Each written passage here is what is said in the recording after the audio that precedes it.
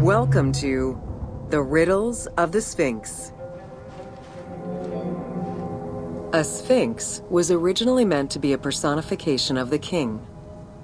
The human head, wearing pharaonic regalia, was fused with the body of a lion, thus sharing the qualities the powerful animal possessed, namely its power, the swiftness of its attack, and its majestic authority.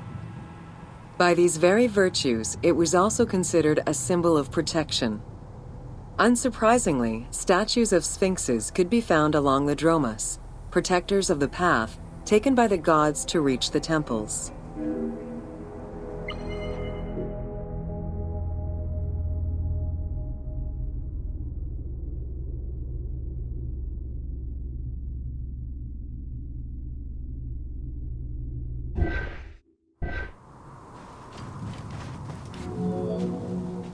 Over the centuries, enthusiasts and historians alike have wondered, who built the Sphinx? For what purpose? And who does it represent? These questions remain unanswered. Several theories do exist, however, some more credible than others. One theory supposes that Jetafre chose to pay homage to his father Khufu by building the Great Sphinx of Giza. The stone temple on the eastern face of the Sphinx would have been added later on by his brother and successor, Khafre, in order to strengthen the divine worship of their father. It would be the first Egyptian temple oriented with the sun.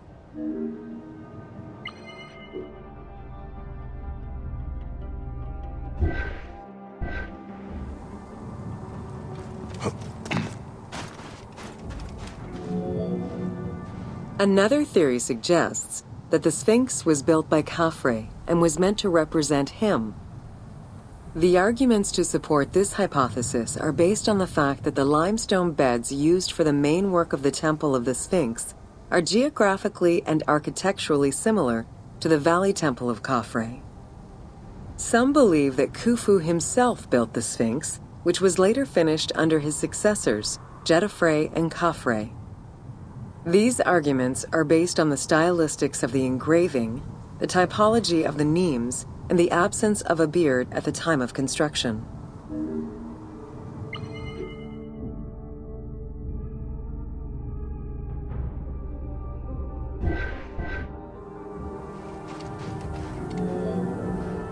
While ancient Egypt as a whole leaves a rather monochrome vision of its monuments and statuary, it is vital to understand that in ancient times, absolutely everything was painted. The sun, eating away at the pigments of the colors, the sand, the climate, and the implacable impact of time, unfortunately destroyed the glorious colors of the Sphinx of Giza. Documents from an Arab Egyptologist of the 12th century, Abd al-Latif al-Baghdadi, indicate that traces of red were still visible in his time. Today, however, the only color that remains are traces of red close to the ears of the Sphinx, as well as hints of blue and yellow on the nemes, traditional colors for that type of headdress. The pigments for the color red were man-made, obtained by mixing different products such as clay, quartz sand, and very finely crushed hematite.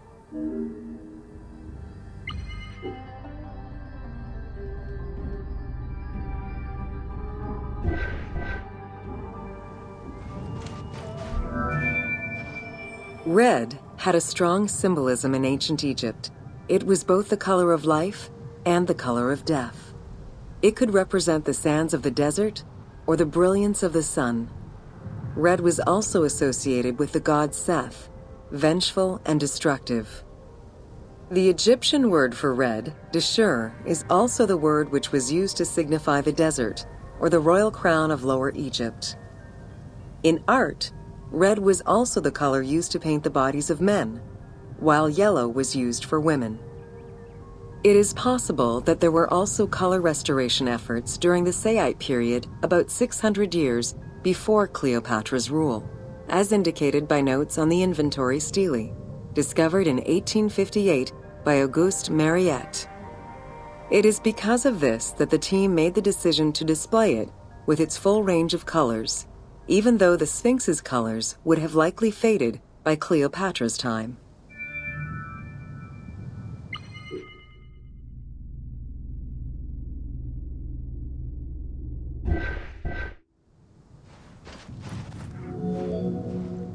Dating from the 4th dynasty, approximately 2600 to 2500 BCE, the Great Sphinx of Giza is the oldest and largest sphinx that we know of. Carved from a natural limestone outcrop, the Sphinx measures 19.8 meters in height, 73.2 meters in length, and 14 meters in width.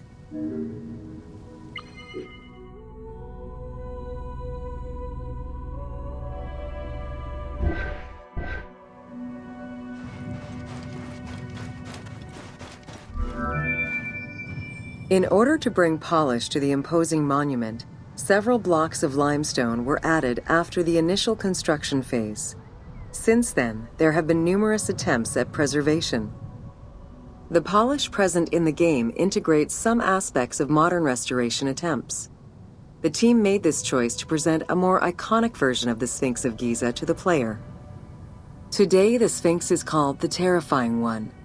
This appellation is translated from its Arabic name, Abu al-Hal, which in turn was derived from Baluba in Coptic.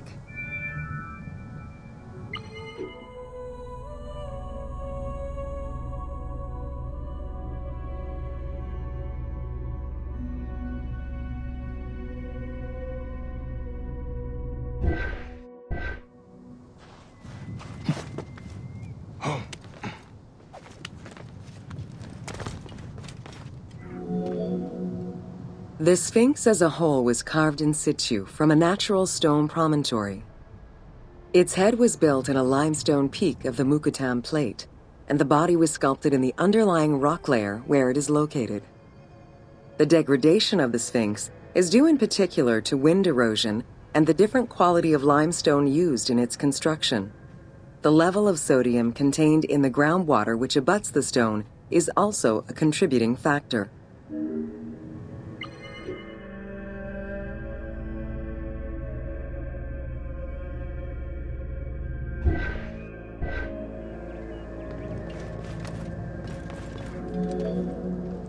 The natural bedrock is seen through the oblique natural strata of the Sphinx's body that are similar to the surrounding limestone.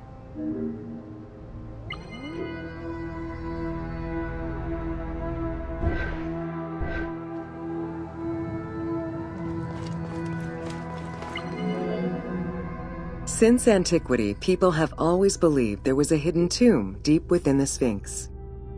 It is thought that attempts to plunder the Sphinx began as far back as the First Intermediate period. Since then, numerous attempts to pierce the Sphinx's secrets have been carried out, leaving indelible scars upon the monument.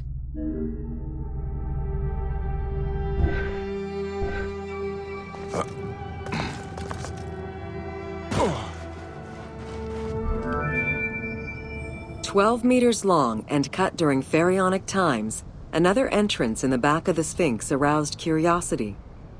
Although Thutmose IV attempted to seal it off, it was possibly reopened by treasure hunters. It was rediscovered by Howard Vyse and mapped more recently by Mark Lehner. This entrance at the back of the Sphinx leads to different cavities of a few meters each, in directions going inside the statue's body and under the surface. The team has used this opportunity to extrapolate a little more.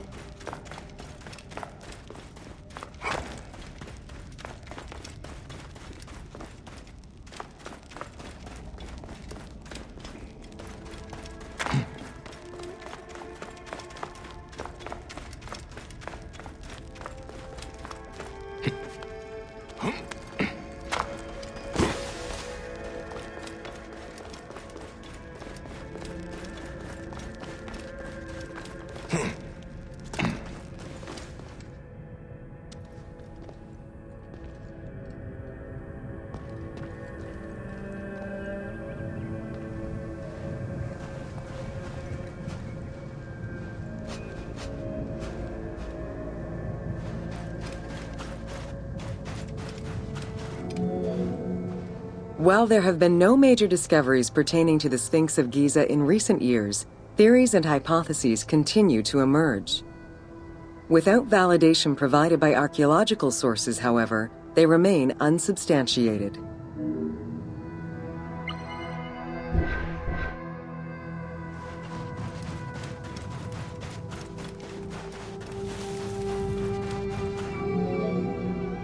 The first of the main theories as to the Sphinx of Giza's meaning posits that the Sphinx was originally a massive representation of the god Anubis.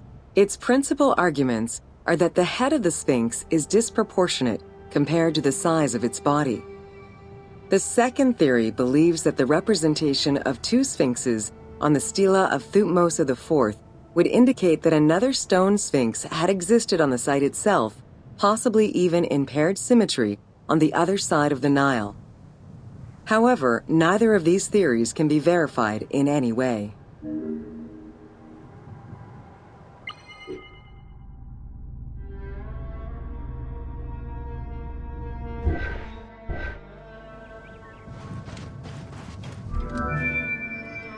Several scientific projects using new technologies have been put in place in the past decades. The most important was led by Mark Lehner and his team, who specialize in the study and survey of the Giza Plateau, including the Sphinx site. The mapping made it possible to see the materials used to construct the Sphinx, analyze the different layers of erosion, and figure out the most fragile areas to protect. After a few attempts at giving the Sphinx artistic proportions, the team instead decided to use photogrammetry mapping to faithfully reproduce the proportions of the Sphinx.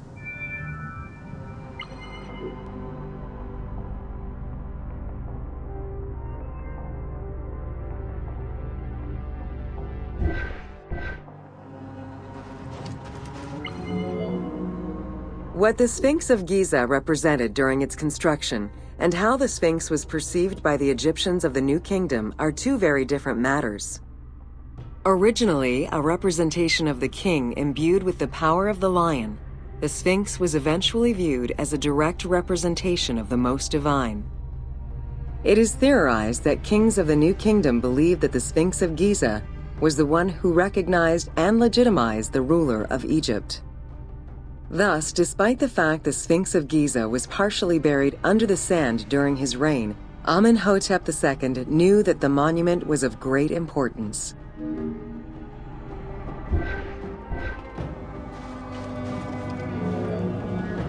Amenhotep II built a second temple dedicated for the Sphinx as Horemakhet to pay homage to Khufu and Khafre, his predecessors. It became a common habit for this dynasty to spend time with their royal courts at the Sphinx. Its sanctuary became known as Setepet, the Chosen.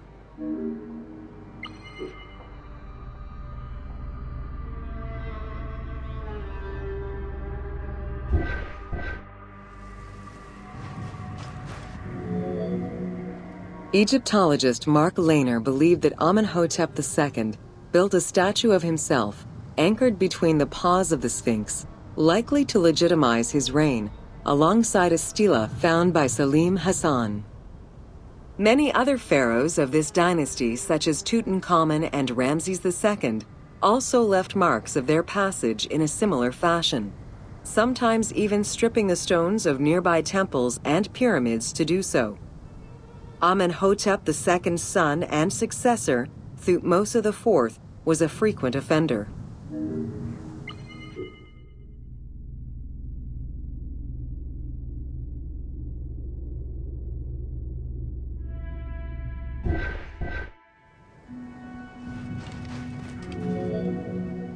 While sleeping between the Sphinx's paws, the future Thutmose IV saw in a dream the god Horemakhet proclaiming his coming accession on the throne of the two lands.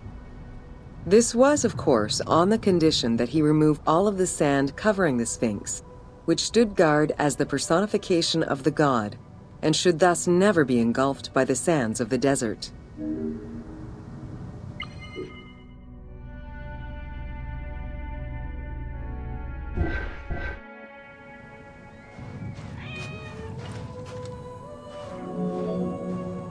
The 15-ton dream stela built by Thutmose IV to commemorate his dream was discovered by an Italian Egyptologist, Giovanni Battista Caviglia, in 1818, when he undertook the task of freeing the Sphinx from the sand, which had yet again covered it. Caviglia was looking for an entrance into the structure of the Sphinx, but instead he discovered an open-air chapel and stelas between the paws. Ashes from a ceremony were still present. Protected by sand, they quite possibly were from the last ceremonies in Roman times.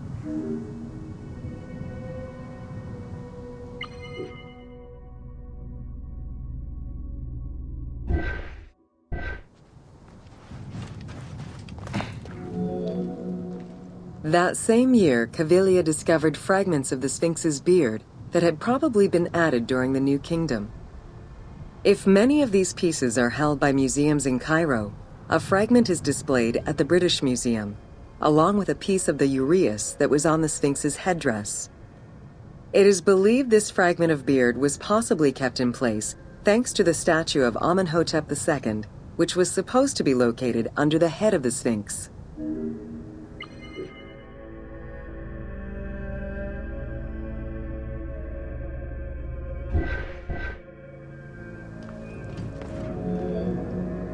A popular cultural legend purports that the nose of the Sphinx of Giza was lost during the time of Napoleon Bonaparte to the cannon fire of French soldiers in training. However, engravings from before the time of that campaign already depicted the Sphinx without a nose, indicating that it had been removed before the French campaign.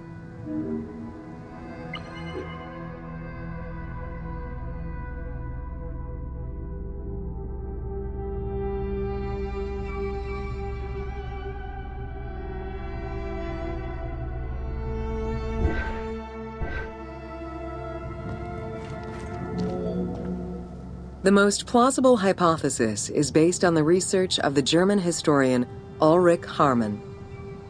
During the 1980s, Harman compiled medieval sources written by Arab authors. In doing so, he discovered that the Sphinx was once perceived as a favorable omen, a deity supporting sediment-nurturing floods and crops. Around 1378, a Sufi by the name of Muhammad Sa'im al-Dar could not stand this vision of the monument, and in an iconoclastic act broke the nose of the Sphinx. According to the texts, he was then hanged and burned between the legs of the Sphinx for his crime.